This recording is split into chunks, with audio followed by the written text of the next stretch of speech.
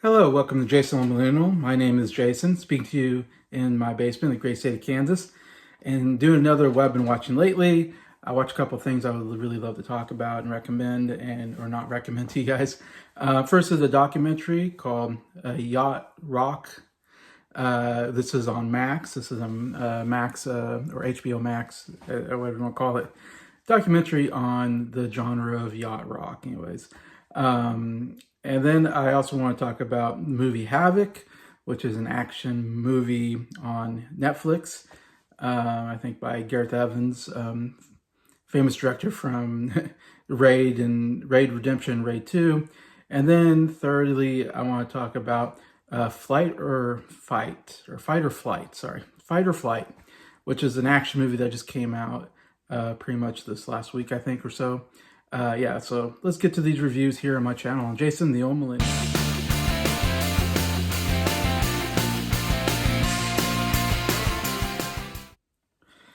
Hello, everybody. Hope everybody's doing well here on a Saturday afternoon. And yeah, always want to review things that I've seen recently, not in the theater, but just on streaming and stuff like that. And yeah, usually if I get about 3 or so, I like to kind of review them. I get them on a review channel. And yeah, so as I said, I got one documentary and 2 action movies that I want to talk about. First, I'll talk about the documentary. I just watched this the other day called Yacht Rock. I think it's the name of the documentary. It's called Yacht Rock, but you can see it on HBO Max, whatever you want to call it. Streaming service, anyways, I have. And yeah, this is definitely this came out, I don't know, this last month or so. And definitely ever since I saw it coming out, I've been wanting to watch it. For some reason, I didn't get around till just the other day.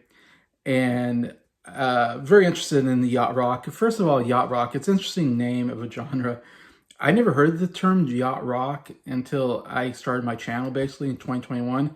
And that's when I kind of really was getting into different kinds of music and exploring different, albums and different genres, different artists.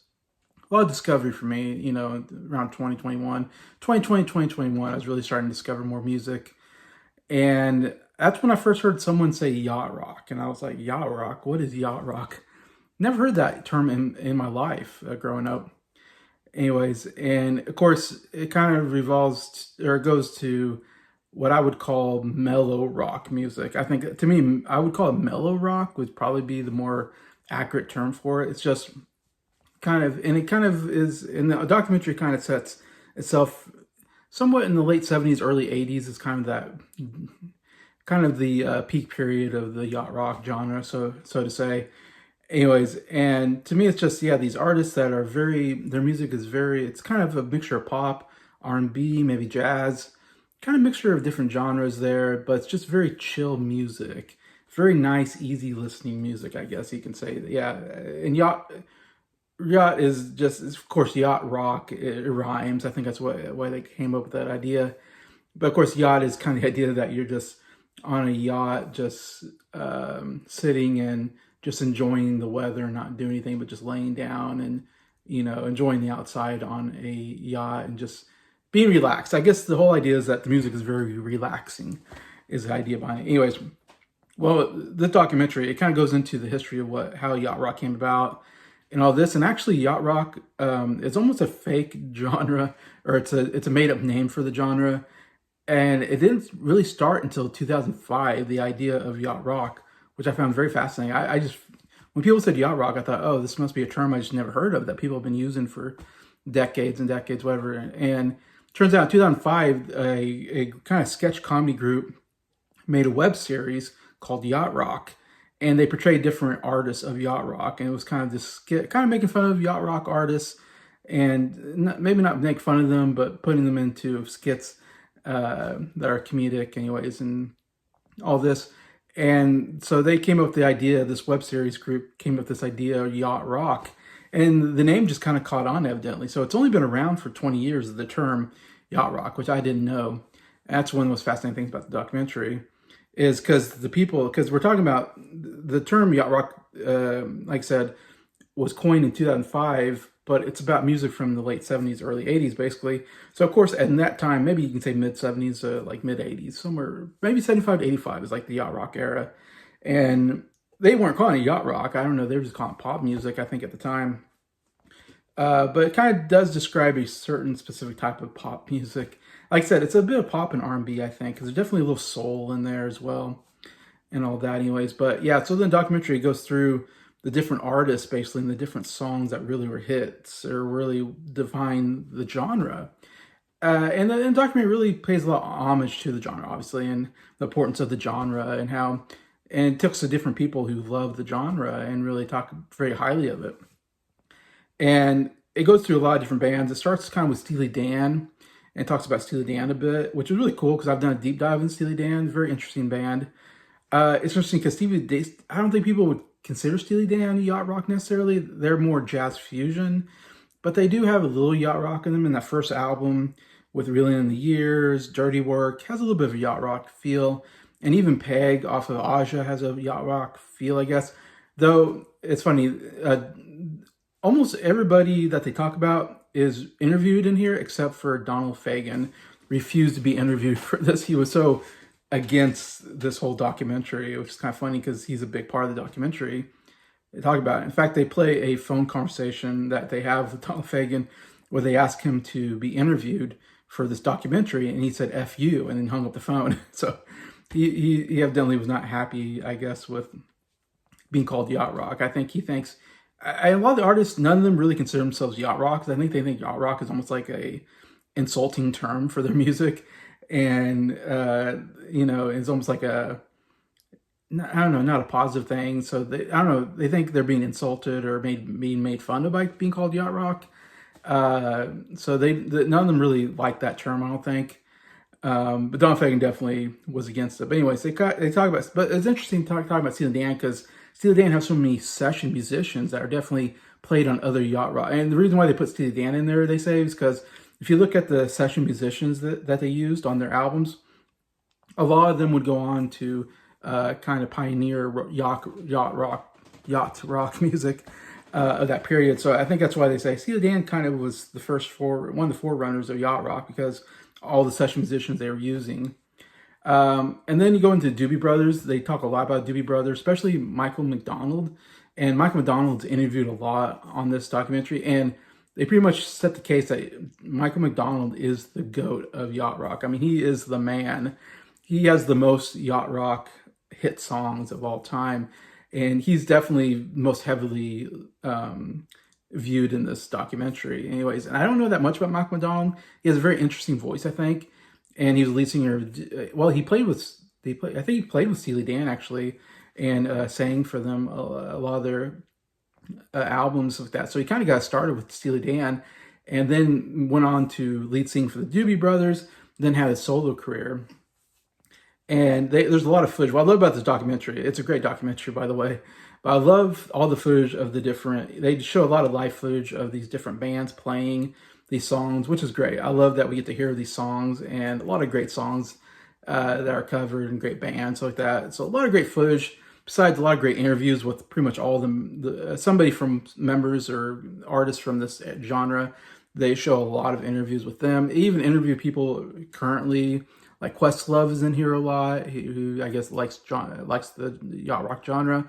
They talk to some other guys that are more, hip hop R&B artists that also love yacht rock. So it's kind of interesting, all the different points of view. Fred Armisen's on here as well. So yeah, a lot of great interviews, a lot of great footage of 70s, 80s, live footage of people singing. A lot of great stuff in here. It was just a joy to watch and listen to the music and kind of get backstories of the. It's less about the genre and just, man, you get backstories of all these great artists of this period. That was really fun to kind of get to learn more about. Like I said, Mike McDonald, after this, I definitely want to hear more Michael McDonald because I really like the stuff I'm hearing in this documentary. So he definitely made me a Michael McDonald fan, if anything else. If you want to say anything else, I'm a Michael McDonald fan, and I'm a yacht rock fan after watching this documentary. It really kind of got me to go, man, I want to listen to more of this type of music and these artists I want to look more into. They also cover Toto, and they do quite a bit on Toto, which was cool. And their album that won Album of the Year in '82. Um, they talk about Kenny Loggins as well. It seems like Mike McDonald and Kenny Loggins, who collaborated a lot, man, they wrote some of the great yacht rock music of that time period, which I didn't realize they collaborated. And so, yeah, again, Kenny Loggins is another guy I need to listen more to after this documentary, because they had lots of great music from those two that they show in this documentary. They talked to Ambrosia. They talk a little bit about Ambrosia, which is a band I came aware of recently. I'm trying to think. I hope I'm not missing anybody. They also talk about Christopher Cross when you get in the '80s, and how he, was just a unique voice, and he kind of came out of nowhere and really took really surprised everybody. His Sailing album, or his Christopher Cross, sorry, I think it's called Christopher Cross, his debut album, which has the hit song Sailing, which to me is like the ultimate yacht rock song. It's so easygoing, relaxing type music. Anyways, and I love Christopher Cross's voice, such a great voice. But a lot of great interviews with him and some footage of him playing, which was really cool. But that album won the Grammy Album of the Year, Song of the Year, I think, or something like that, and Record of the Year, and New Artist of the Year. I mean, he's like the only one to do that until recently. I think Billie Eilish also did the same feat. But I mean, that's never done. A debut album and brand new artists winning all 4 categories in the Grammys. It really surprised everybody. Anyway, so yeah, a lot of great stuff about that. Also talks about the kind of MTV, when the MTV channel came about, it kind of killed yacht rock, because MTV was all about, music videos. It's all about being flashy, and it's all about the way you look. And a lot of the yacht rock people didn't really look flashy. They didn't have a good, screen persona, I guess. And so other people like Michael Jackson and Prince kind of took over during the MTV era of music in the '80s, because the way they looked and the way they performed on stage. So it's kind of interesting to look at. Like, that's kind of the end of yacht rock when MTV came about, and all these guys like Christopher Cross never really had another big album after his debut, and Mike McDonald kind of disappeared in the '80s as well, because they just didn't have the right kind of look or style to them to do well in the MTV era. Anyway, so talked a lot about this documentary. It is a 5 out of 5 documentary. I mean, it is amazing if you like this type of music, and I definitely am a big fan of this style of music. So it was a great documentary, as usual, by Max. Usually makes these really great documentaries like this, and it's, again, definitely my kind of documentary. So yeah, definitely recommend this if you can get a hold of it. The Yacht Rock, anyways. All right, so then I'm gonna get to the movie Havoc. This is a movie that came out on Netflix, and I was only aware of this movie because of Ryan Swales from Not Your Normal Geek. He'd been talking about this movie the whole year. This is his most anticipated movie of the year. He won't stop talking about Havoc. And a lot of that's because it was, like I said, the director, Gareth Evans, I believe his name is, directed Raid Redemption and Raid 2, which I own both Blu-rays. I'm a big fan of both movies. He also did a movie before that was really good, which I'm not going to remember the name of, that has the same actor in it. Iko is in all 3 movies anyways, and I can't pronounce his last name, but I'm just calling him Iko. The kind of lead actor of the Raid movies and this other movie that he did. Yeah, he's a great action director. Raid Redemption and Raid 2 are some of the greatest action movies I've ever seen in my life. I mean, it's a little bit chaotic at times, but the fight choreography is incredible. Some of the best you'll ever see. And I think Gareth Evans does a great job of editing and moving the camera around and kind of make sure you see the whole fight, and not too many close-ups, not too many quick edits, stuff like that. Works really well there. Havoc, though, definitely did not hit me the same as the Raid movies. And I'd love to see this guy. In fact, it's funny, after the Raid movies, it feels like I haven't heard of this guy.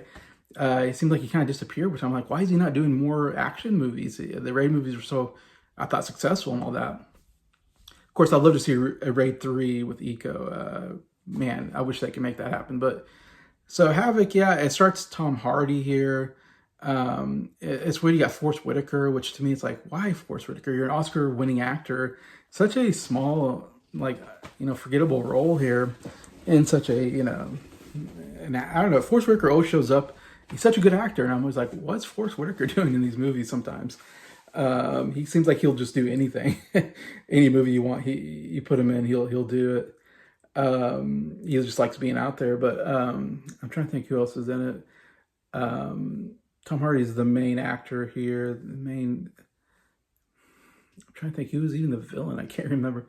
I should know. I don't think I knew anybody else really, except for Tom Hardy, maybe, and Forrest Whitaker on top of my mind. But the whole movie is, again, it's just dealing with police, dealing with, these Asian gang, like gang wars, kind of, and somebody kills a bunch of people from this one gang, and one of them was the son of like there's a female gang leader, and her son was murdered. So now she's going to go after everybody that was involved, and she goes after one guy who ends up being the mayor's son, and the mayor's son, and the mayor, or not the mayor's son, but he's running for mayor. Forrest Whitaker's running for mayor, and his son kind of gets involved in the whole thing. So he kind of wants Tom Hardy, who's like he's a police detective, but he seems to be kind of a dirty cop. He doesn't seem like to be a very good or honest detective, and has done a lot of legal stuff. Oh, yeah, Timothy Olyphant's in here as well, which he's one. I won't say, but he's here as well as one of the kind of dirty cops, and so he it's like he owes Forrest Whitaker's character something. So he kind of goes in trying to keep his son from getting killed from this other gang. And then Timothy Olyphant, he's got like this whole group of dirty cops that are trying to also get to him or something. Anyway, so there's all these different factions trying to get to this one guy. Anyways, and lots of bloody action, of shooting, lots of people getting shot very violently, especially with machine guns, especially with like Uzis. I call them Uzis. I don't know what else to call them. They're like, the short, you just hold with one gun or one hand, and it's an automatic weapon with one hand. I call it Uzi. But other machine guns. But man, there's a lot of machine gun fire in this movie.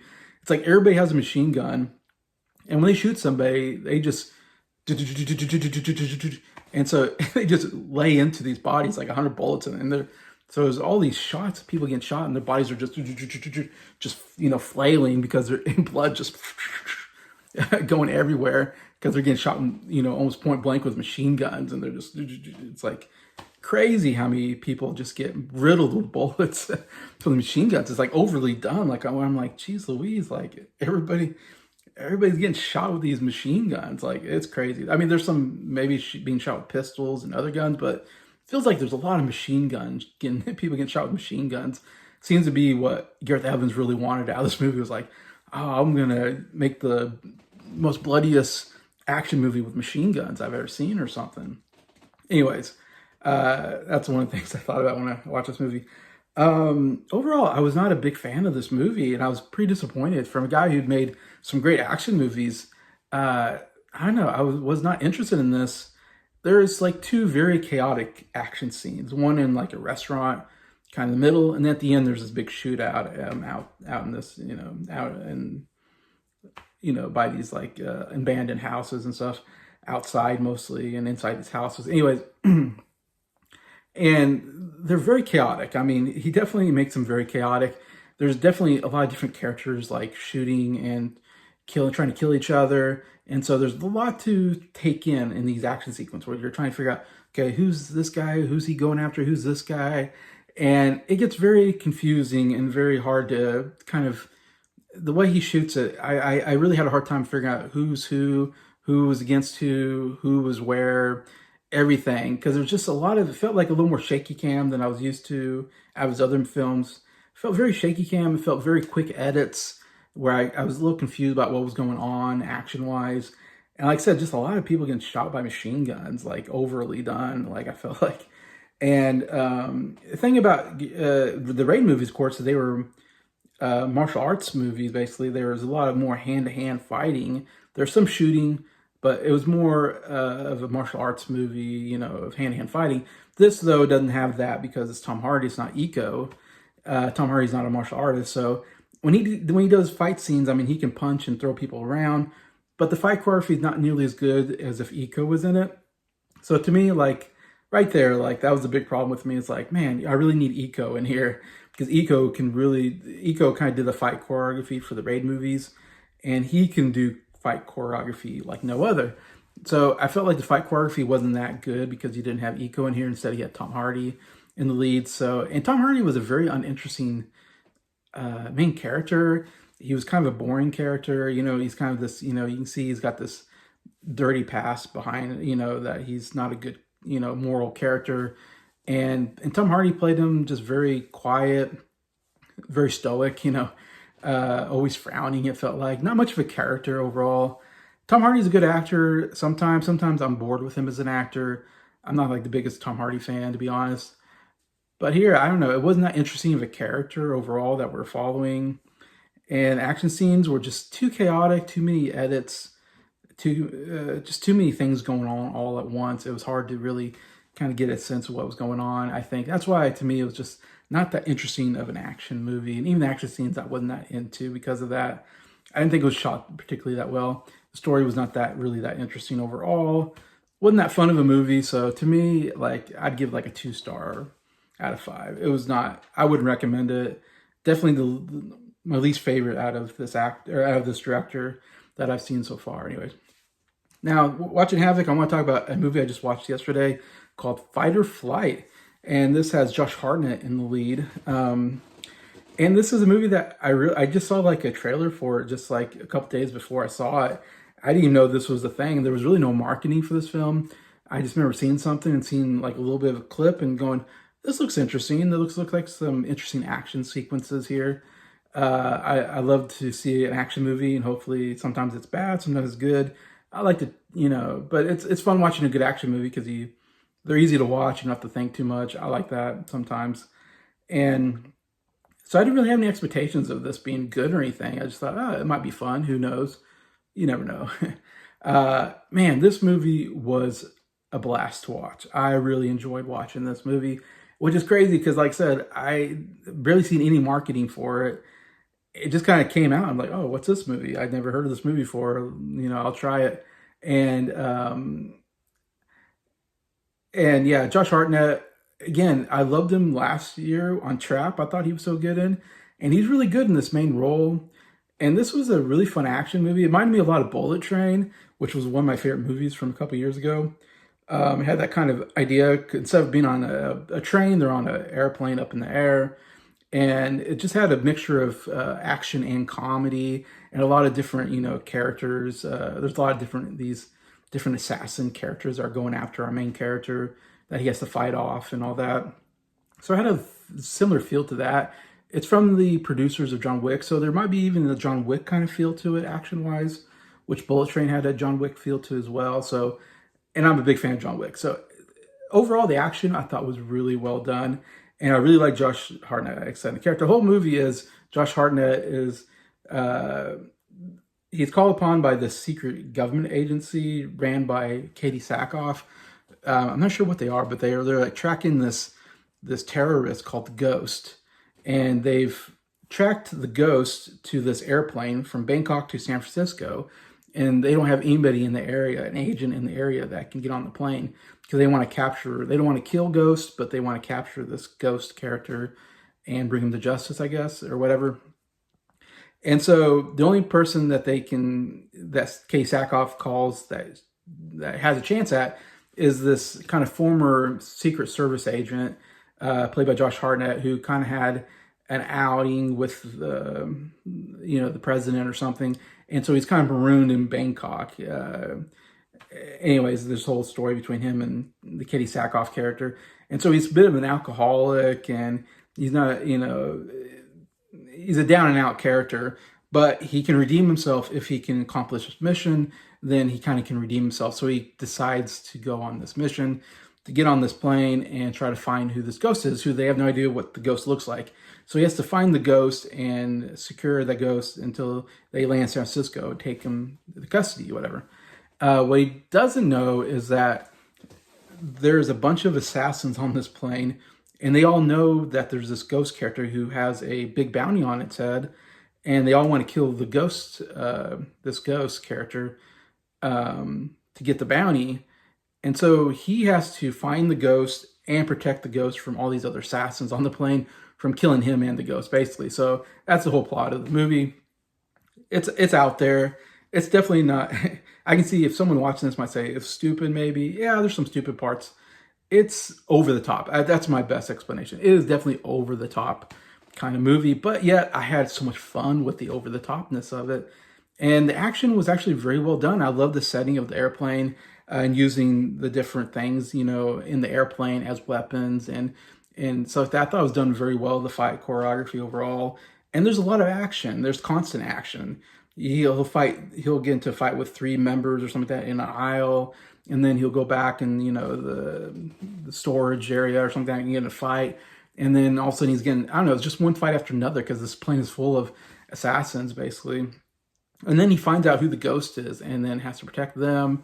And there's a whole story between them I can't get into, but really interesting actually story between the ghost and what their motivation is. And anyways, and so it's just, towards the end, it's just a fun balls to the walls action. And it is very, very violent. I would say my biggest criticism is it got too violent towards the end. They were really going all out and people were getting killed pretty, pretty violently, just like Havoc, I would say. That it went a little too far at times, I would say, towards the end. I was kind of enjoying it, and then the end I was like, they could have done without that. And all I'll say is that Josh Hartnett gets a hold of a chainsaw, and he starts killing people with chainsaw, and it is over the top bloody. I mean, people's limbs getting cut off, blood just splurting everywhere.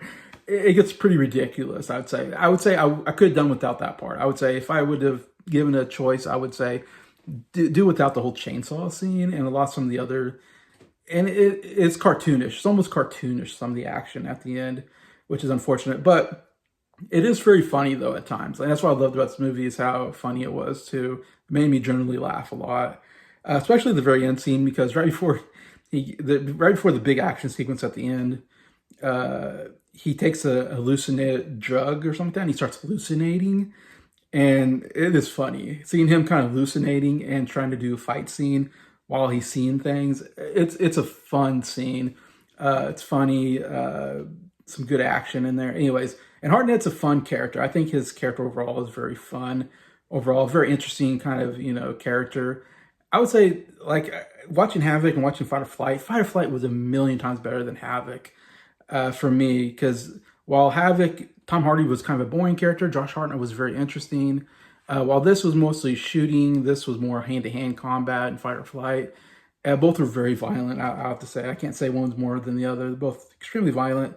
While Havoc wasn't funny really at all, Fight or Flight was very funny too. I liked a lot of characters on that in this movie. So to me, Fight or Flight, man, if you have a chance between Havoc or Fight or Flight, definitely check out Fight or Flight. And Havoc was a disappointment, but Fight or Flight, what a great surprise. The biggest surprise I've had so far this year. And I'm giving it 4 out of 5 stars. I thought this was a really good movie. I'm gonna say right now it's my favorite movie so far. 5 months into the year, is my favorite movie I've seen so far, and biggest surprise I've had. And definitely, if you like action, check this movie out. It is so fun, in my opinion. Fight or Flight. So yeah, that's my biggest recommendation I've had since The Gorge, probably. But anyways, Warfare was good as well. But anyways, so that's my review of those two movies. And I want to say, I was going to point out that Flight Risk was a movie that came out early this year. And in my review for Flight Risk, I said, the problem with Flight Risk and what it needed to make it a better movie is that the Flight Risk was a boring movie because there's only 3 characters and the whole movie took place on the small plane. And it got very boring because there just wasn't enough character interaction. And I said in that review that what would make Flight Risk a better movie is if they had a bigger plane and they had more characters to interact with. And here we got Fight or Flight. What is it?